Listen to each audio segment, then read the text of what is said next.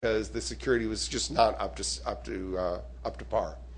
So you can't automatically assume that just because you changed a license to an open source, it suddenly became more secure instantaneously or anything like that. That's not how it works.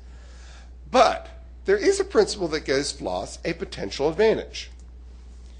That advantage and that particular principle is called open design. And to explain this, I need to quickly step backwards and explain a little bit about developing secure software. The principles of how to develop secure software are no mystery. The fundamentals, frankly, were developed back in the 1970s. So anyone who tells you that no one knows how to develop secure software hasn't done any of the research. The fundamentals, frankly, are well known. The challenge, of course, is always applying them appropriately, especially given other constraints and people are often in a hurry and so on. But the basic principles, frankly, are well known. Salzer and Schroeder in 1974 and 75 identified the key principles for developing secure software. And one of those principles is one called open design. And here I'm just going to read directly. The principle is that the protection mechanism must not depend on attacker ignorance. And the reason for this principle is quite straightforward. Attackers tend to not stay ignorant. In fact, attackers tend to be quite knowledgeable, unfortunately, if you're the defender. And by the way, in general, I will be speaking from the role of the defender, not the role of the attacker. But unfortunately, attackers tend to be very knowledgeable. So assuming that an attacker is ignorant is frankly a very, very unwise assumption. So it is far better to assume that the attacker knows how the system is designed and design it so that it does not matter if the attacker knows all about the designs. It turns out that for a variety of reasons, attackers often can obtain all sorts of information about a system. It's very, very difficult to hide it. So it's much better to not hide it and instead work to defend regardless. FLOSS, of course, far better fulfills this principle because you are actually showing here's exactly how it's all designed. And in a properly working community process, you should have multiple people reviewing it and so on so that people can find problems and fix them so that the attackers can no longer exploit them. Security experts, of course, perceive this advantage. I'm quoting three, but wouldn't take me long to find many more quotes. Bruce Schneier is a well-known computer security expert who basically said, demand open source software for anything related to security, which is a pretty bold statement. Vincent Ryman was the developer of the advanced encryption standard, which is a cryptographic algorithm, again, for security.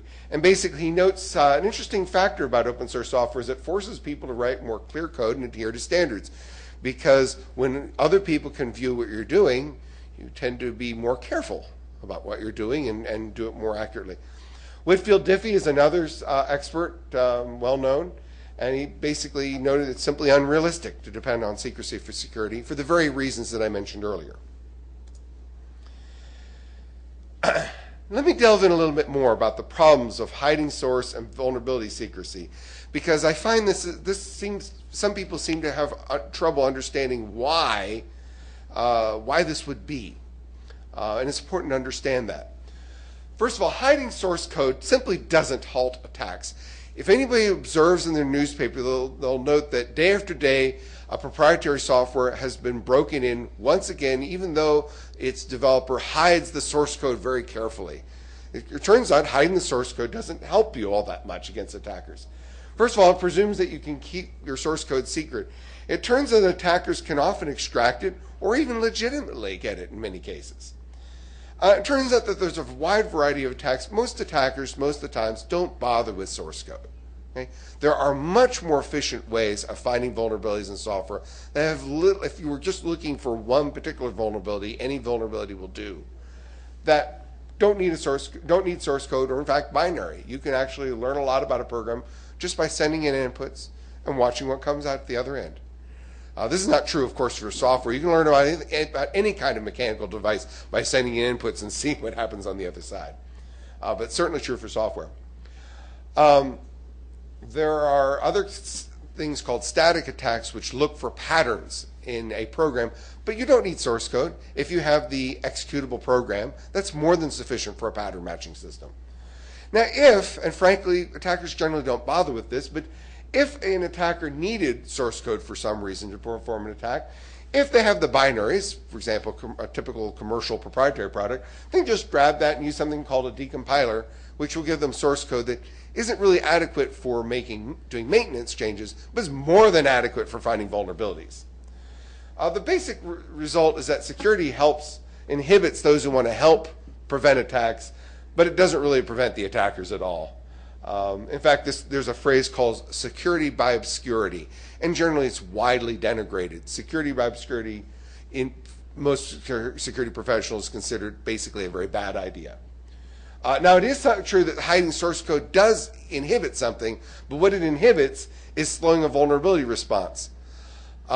If a particular commercial vendor is selling proprietary code and they're the only ones that have the original source code, it is more difficult for other people to make changes to the software if, for example, there's a vulnerability that they need to fix quickly.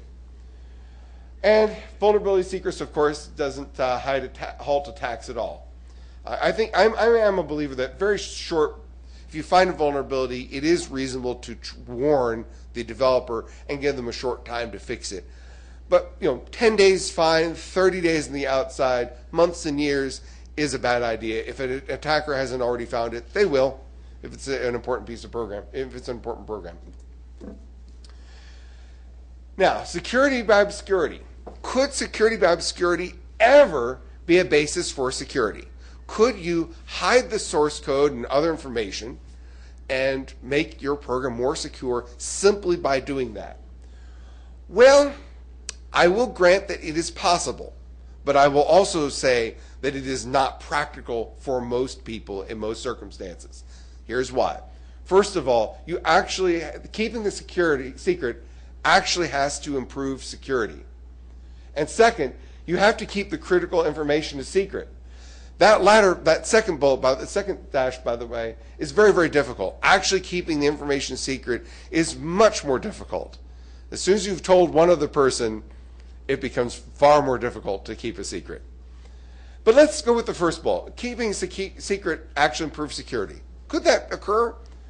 Well, it might. But let's look at the conditions that we required. You would have to keep the source secret from all but a few people. You can't sell it. You can't reveal it to other people, other governments, and so on. You have to keep the binary secret, the executable program. You can't sell it on a CD. If you sell it on a CD, you've given someone the binary, they can extract source code from that, sufficient for finding vulnerabilities. So you can't sell it. What's worse, you can't even let people view inputs and outputs of the program. Now, this is useless in most cases. Okay? It's completely incompatible with the typical off-the-shelf model. Now, there are reasons, of course, that proprietary software vendors hide their source code. But security is not a valid reason. It may be a reason they give you, but it's not a valid reason. Now, I will say that it's possible to make secure proprietary software, but not by hiding the source code. That's not what can make a proprietary software secure. I have heard a lot of other arguments about proprietary software and how so much more wonderful it is. Well, a lot of them, frankly, don't hold up. The most common argument I hear, and I'm sure that it varies from place to place, that experienced developers who understand security will produce better results. Now, there's a grain of truth in this, actually. Great experience does matter. I think that should be unsurprising. However, there's very little evidence that FLOSS developers are less experienced. There's a study done a while back, and they found that the average open source developer had 11 years of experience and was 30 years old, and that was just the average. So there's very little there's very little evidence that FLOSS developers are inexperienced in any way. Let's see. The proprietary developers being high quality, that's rather dubious, especially given the reliability figures I showed earlier. No guarantee that FLOSS is widely reviewed. That is true. Just because it's FLOSS, that doesn't automatically mean, just because there's a license statement, does not mean automatically there's wide review. Okay?